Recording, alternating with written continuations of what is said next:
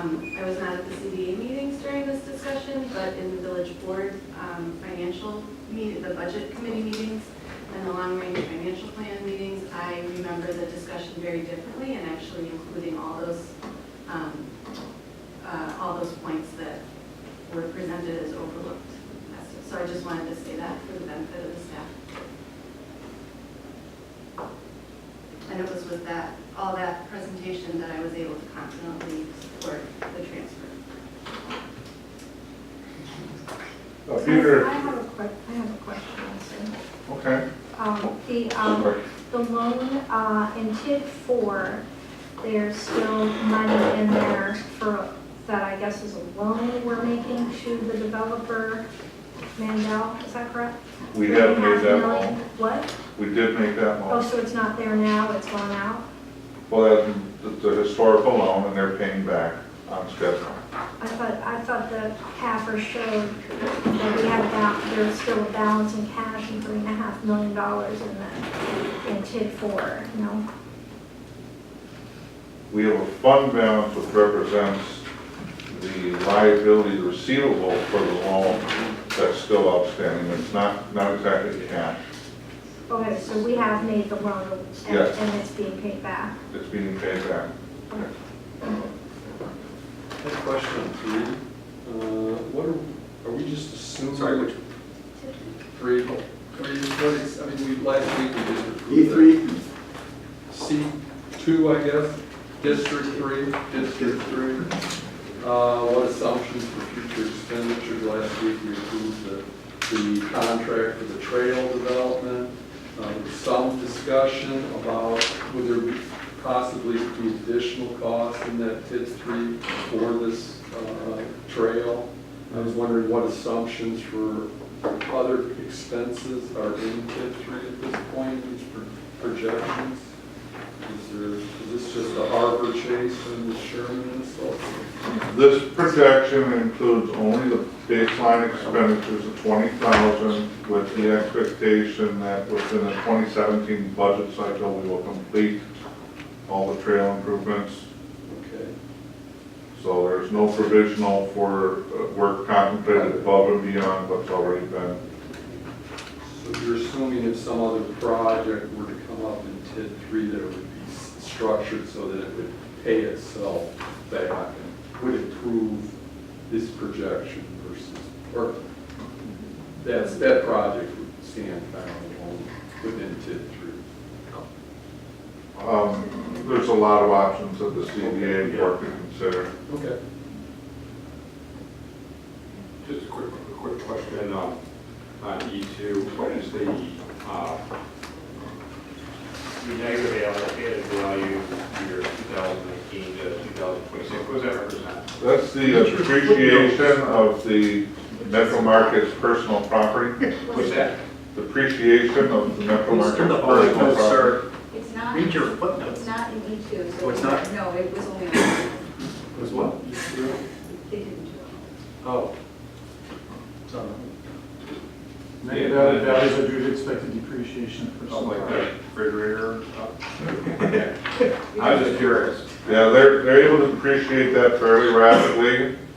We have the benefit, it's all brand new stuff right now, so it's kind of high value, but we do try to anticipate things even at that level to try to be as best we can with the information we have. Is the parking structure part? Or is it just the building? Well, it's all elements of TID 5.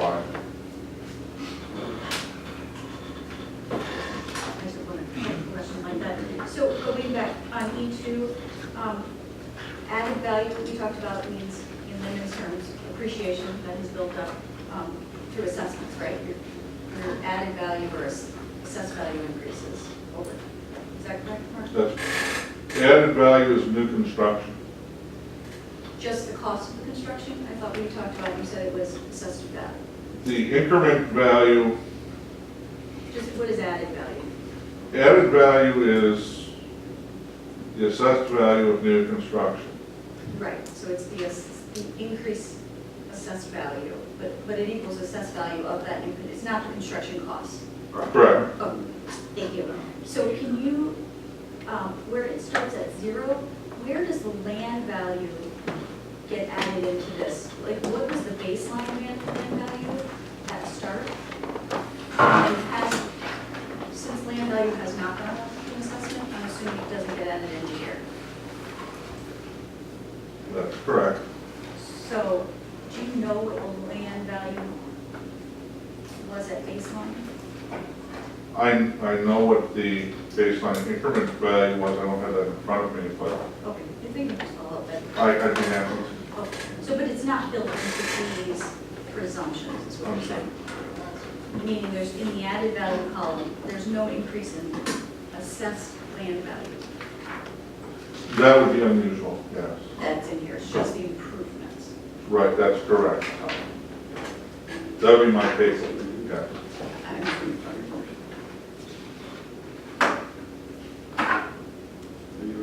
So, I hope that this gives you a new and updated look at the financial projections for our kids and their relative health and expected closures.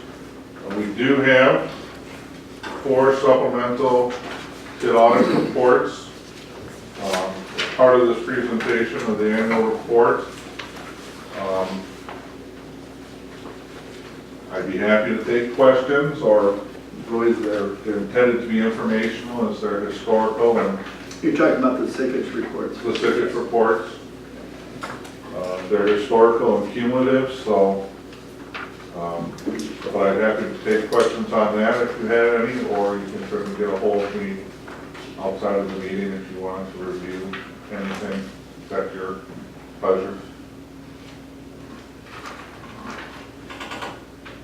I only had one question. I did ask Mr. Petrie from CDA. It looks like, in the historical perspective of the TID 1, we had budgeted about 12.5 million for,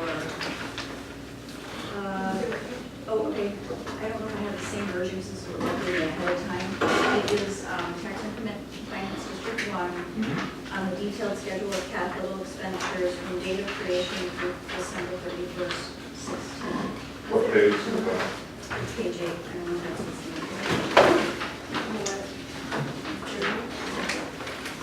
Very good. Okay, so there's 2 costs, and I'm just wondering, because we didn't budget against them over the last, I don't know how many years, but it was real property assembly demolition was 6.6 million, and redevelopment project, no. Redevelopment project, 6.3.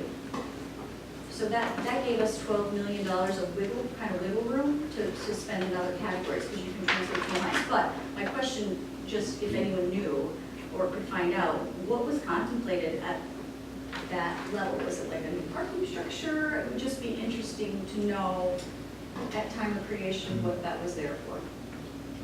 I can briefly respond to that. We looked at that a number of days ago, and the project plan does not offer any specifics as to why and how those amounts were derived. Those predate my arrival with the village, so I don't have any additional analysis as to where that data came from. Pete Petrie's he's the guy, if he had a I thought it memory. was more of a placeholder. Yeah.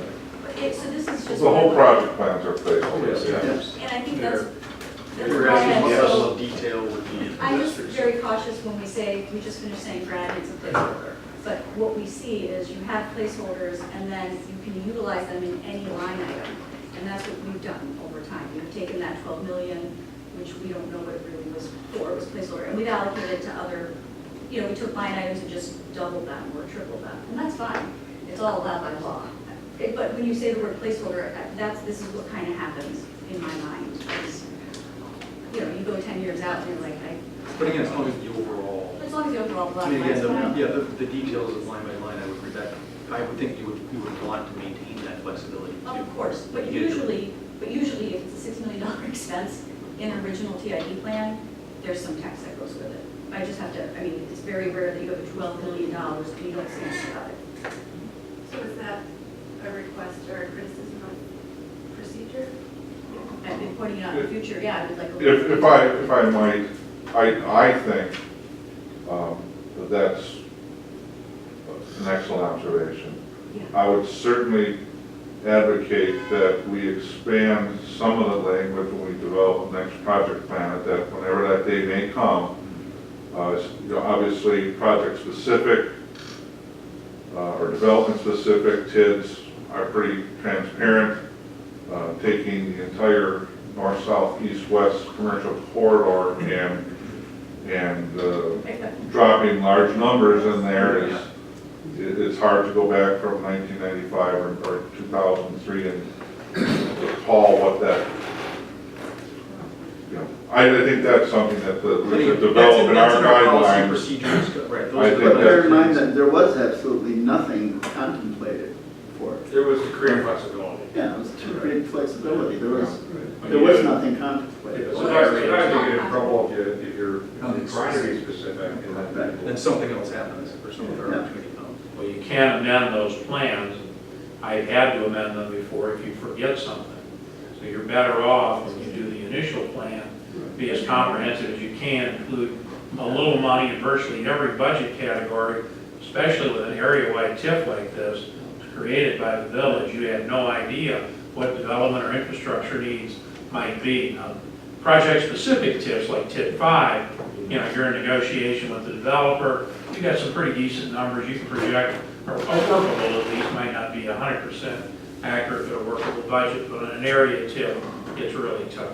But just so you know, if you look at it, we did do specific too. We did, Oakland Avenue, Capitol Drive, I mean, it doesn't. Yeah, there were some things they It knew was just they the were 12 gonna million do. was the biggest amount, Right. way over anything else. Well, Those are the even development language that said for unspecified Anything. opportunities would have provided some context, but yeah, I couldn't trace that back to any specific language. There was obviously a placeholder if they did projects where they had to acquire land. Well, keep in mind, we carved out TIDs 2, 3, 4, and 5 and TID 1, so. Yeah. Yeah, TIP 5 had been not carved out. If it had occurred faster, if the project had actually got going, wasn't delayed, It would have these been in TID numbers 1. would have probably fit right in. Also, there was an expansion of the TID, so this was a ongoing Yeah. as it was expanded. And also each item, expenditure was approved by the boards as we went along. Sure. The budget is just a guide or placeholders, but each item was evaluated and approved as we went along, so, Correct. I mean, it's. You have to approve your annual budgets, you have to approve every project, Right. whether it's a economic development, private development, or an infrastructure project, everyone's got to be approved multiple stages as you go along. Okay, should we move on to the next item on the agenda? Unless anybody has any more questions on the second audit. Seeing none, move on to item 5, which is, item 4 was presentation of the Community Development Authority annual report. Now it's the review of it, but I think that we thoroughly reviewed it in our presentation, so that would just carry us to the consideration of funding. I would make a motion to accept the CDA 2016 annual report and acknowledge that the CDA projected TID budgets as stated on pages A8 and A9. And the future goals as stated on page 11 are consistent with the expectations of Shorewood Village Board. Second. Discussion? Seeing none? I'm sorry, I do have a question on the motion. The motion was just approving, the motion did not include approving consideration of funding. Is that incorporated into that? Can you say that motion again? Sure. Move to accept the CDA 2016 annual report and acknowledge that the CDA TID budgets as stated on A8 and A9, which would be the administrative costs that we talked about, these placeholders, And the future goals stated on page A11 are consistent with the expectations of the Shorewood Village Board. So the budget's referred to the funding in the agenda item, in the agenda language. Yes. I was gonna offer an amendment to just add, Mhm. after the budget, in the total amount of $50,000, just to clarify the amount of funding that we're talking about. That's, I mean, that's what's on page A. was Right, I'm just trying to be clear in the motion. Sure, that's fine. That's fine. Okay. And just, that's not it, for reoccurring expenses, just so I'm clear for next time, so I don't have the same question. So like CTA D3, when it says 30,000 more, that means, that's not for attorneys, that's for our own reoccurring expenses, right? Like our own staff, or is, what does that include one more time? Mark? That is primarily village staff, audit, and